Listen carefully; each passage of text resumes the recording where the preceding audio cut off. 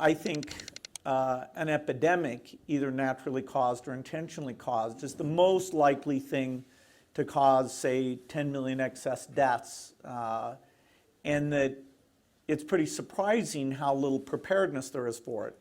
Now, it's tricky because this is a global problem, so how do countries work together, which countries should put up what resources, and every aspect of it, the resources to go engage in the affected countries, the allocation decisions.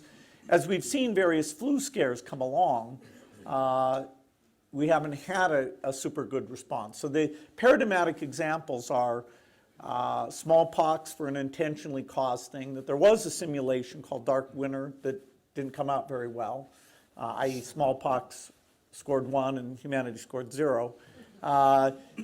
Flu epidemics, where we always talk about the potential recurrence of a 1917 like Spanish flu problem, and then Ebola, which although it was much smaller, there was some luck involved in that. Because it wasn't spread through respiratory contact, the reproductive rate was a lot lower, and it was basically people who were sick or dead who were doing most of the transmission.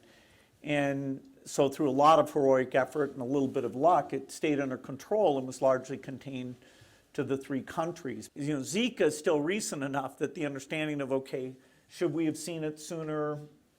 Even understanding what the steady state case looks like in terms of immunogenicity, why it showed up in South America and didn't show up in Africa. I know people are hard at work trying to answer these questions. So the lessons from that one, I'm not trying to minimize that one at all, but I think they're less clear than from Ebola. I think it's too bad in a way that we had to have these